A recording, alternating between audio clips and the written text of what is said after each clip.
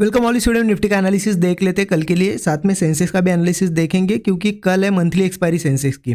जैसा कि Thursday market holiday close रहेगा तो मंथली एक्सपायरी कल ही हो जाएगी, तो इंपॉर्टेंट डे है सेंसेक्स के लिए, तो दोनों को कवर करेंगे।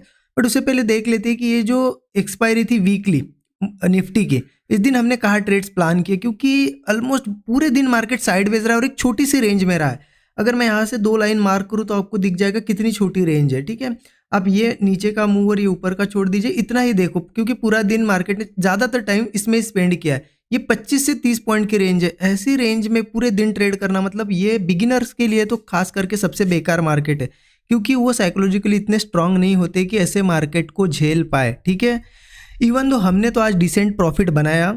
ठीक है, और जो आज का सबसे बड़ा मूव था, मतलब जिसमें सबसे ज़्यादा स्पाइक आया प्रीमियम में, वही मूव हमने कैच किया। अब ये कैसे कर पाए हम, क्या थिंकिंग थी हमारी, मैं आपको एक्सप्लेन भी करता हूँ। ठीक है, और एग्जिट हमारा एग्जैक्ट इस टॉप पे था। ठीक है, एग्जैक्टली इस टॉप पे हमने एग्जिट किया। मैंने शेयर भी कर दिए थे ये जो आज के ट्रेड थे स्टूडेंट ग्रुप में, मैं आपको दिखाऊंगा, आपको टाइमिंग के साथ दिख जाएंगे कि कहाँ लिए थे, कब लिए थे। बट हमारा डिस्कशन क्या था, देखिए कल बहुत ही क्लियर हमने डिस्कस भी किया था कि कहीं ना कहीं वीक है मार्केट।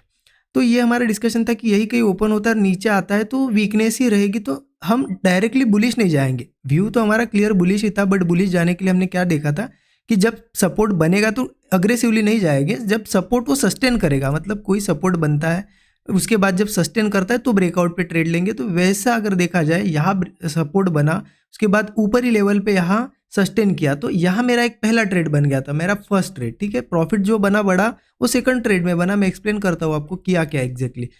मार्केट ने यहाँ रेजिस्टेंस बनाया, उसके बाद देखिए सस्टेन किया, यहाँ एक ब्रेकआउट बना था, यहाँ मैंने ट्रेड प्लान किया। ठीक है, शेयर कर दिया था, ये मैं आपको दिखाऊंगा अभी।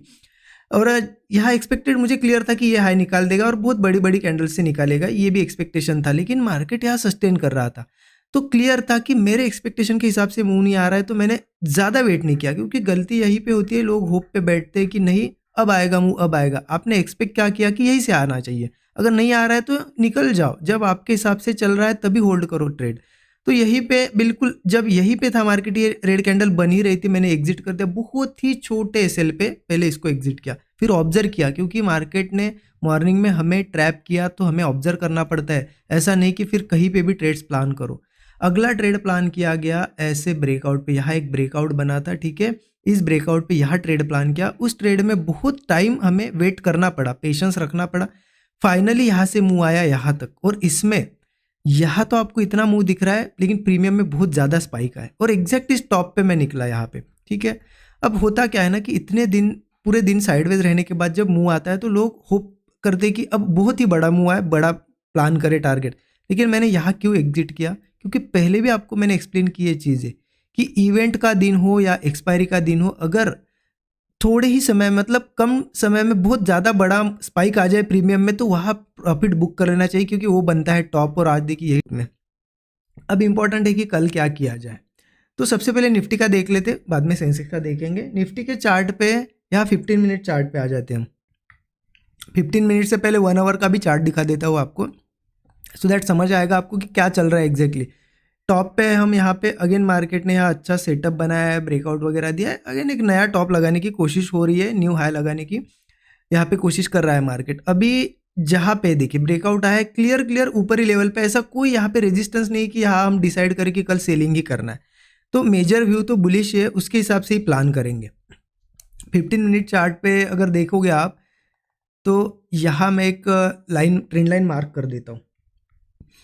वो ट्रेंड लाइन आएगी लगभग यहाँ से, ये ट्रेंड लाइन एक मार्क करता हूँ, क्योंकि इस ट्रेंड लाइन को ही अभी रेजिस्टेंस बना रहा है। आप अगर थोड़ा सा ऑब्जर्व करोगे ना तो दिखेगा, देखिए ये एक टॉप था, उसके बाद इसी लाइन को आज रिस्पेक्ट किया है मार्केट ने पूरे दिन, यहाँ पे रेजिस्टेंस बना है। अब अगर देखिए क्या है ना कि यहाँ जब ऊपर आया ना मार्केट, आप देखो जब ब्रेकआउट बना तो गैप अप हुआ, वीकनेस ही दिखी, मतलब इंट्राडे में वीकनेस है। सिर्फ ऊपर कैसे जा रहा है मार्केट, गैप अप से। यहाँ पे भी देखो ऊपर गया गैप अप से ही, मतलब ये मूव तो आया है लेकिन गैप अप के साथ ही आया। इंट्राडे में कुछ भी स्ट्रेंथ देखने को नहीं मिली है हमें। तो अगर कल फिर से वीकनेस ही रहते ना तो इशू हो जाएगा मार्केट में, थोड़ा सा सेलिंग साइड का मूव भी देखने को मिल सकता है। ठीक है, अभी देखिए इस दिन भी वीकनेस थी, इस दिन भी वीकनेस थी। अब अगर ऊपर जाना है ना तो कहीं ना कहीं रेजिस्टेंस ब्रेक करना पड़ेगा, अपसाइड का मूव आएगा अच्छा, अगर प्लान करना है हमें तो इस लेवल के ऊपर कर सकते हैं हम। ये लेवल आ जाएगी 26,230।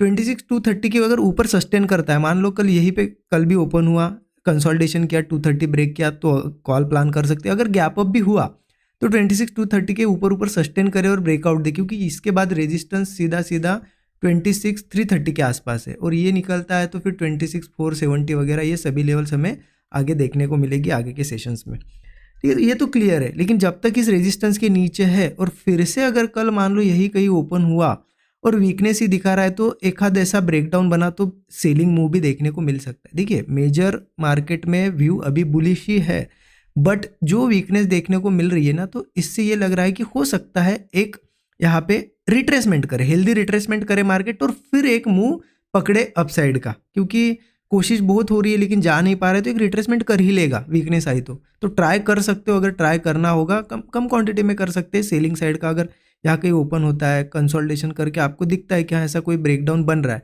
पुट्स ले सकते हैं कम क्वांटिटी में, और उसके बाद भी ऑब्जर्व करो कि मूव अगर आ रहा है, पुट बढ़ रहे या नहीं बढ़ रहे। अगर पुट्स के प्रीमियम नहीं बढ़ते हैं तो जल्दी एग्जिट भी कर दो, क्योंकि हो सकता है थोड़ा ब्रेकडाउन दिखा के अगेन ऊपर आ जाए। ये भी पॉसिबिलिटी होती है बुलिश मार्केट में। ठीक है, तो ये क्लियर है, सेलिंग थोड़ी सी कर सकते हैं वीकनेस पे। अगर गैप डाउन होता है या फिर गिर जाता है तो क्लियर है हमारे लिए, क्योंकि हम एक रिट्रेसमेंट का वेट करें, रिट्रेसमेंट मिल जाएगी, जैसी सपोर्ट कोई नीचे की लेवल पे बनेगा कल, तो उसके बाद सस्टेन करेगा और ब्रेकआउट देगा तो बुलिश हम जा सकते हैं क्लियरली। ठीक है, और एक अच्छा मोमेंटम भी फिर मिल सकता है। तो बहुत क्लियर है मार्केट, थोड़ा सा यहाँ पे बच के रहो, क्योंकि एक रेंज भी है यहाँ पे, तो कहीं ना कहीं एक तो वीकनेस आने दो, सेलिंग करनी है तो, या फिर 230 के ऊपर जाने दो, सस्टेन करने तो तभी बाइंग करेंगे। यहाँ पे रहेगा तो अगेन वो एक साइडवेज जोन में ही रहेगा, आपको ट्रैप कर सकता है। ठीक है, क्लियर है बिल्कुल। अब सेंसेक्स का चार्ट देख लेते हैं। देखिए सेंसेक्स का और निफ्टी का ज़्यादा कुछ अलग नहीं होता है, बिल्कुल सेम चलते हैं दोनों। तो सेंसेक्स के चार्ट पे भी देखिए एक लाइन यहाँ पे मार्क करके दिख रही है, एग्जैक्ट बनाया चार्ट निफ्टी जैसे। यहाँ पे भी आपको दिख रहा है 15 मिनट चार्ट पे ये रेजिस्टेंस है, और यहाँ से ये लाइन एक्सटेंड करेंगे तो यहाँ पे रेजिस्टेंस मार्केट ले रहा है, और कहीं ना कहीं यहाँ पे एक वीकनेस भी आई है।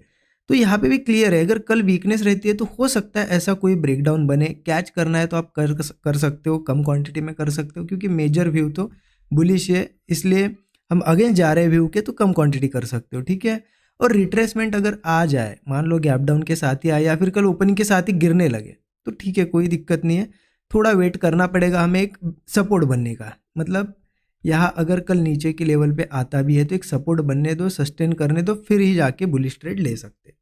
अदरवाइज गैप अप या कोई भी केस में यहाँ सस्टेन करके ब्रेकआउट दे तो इन लेवल्स के ऊपर, जैसे क्योंकि ये ट्रेंड लाइन रेजिस्टेंस की, इसके ऊपर जाएगा तो ये फर्दर कंटिन्यूएशन कर सकता है। तो हम इसके ऊपर यहाँ पे अगर देखोगे ना 85,700 पकड़ो, 85,700 के ऊपर सस्टेन करेगा तो ही बुलिश जाएंगे।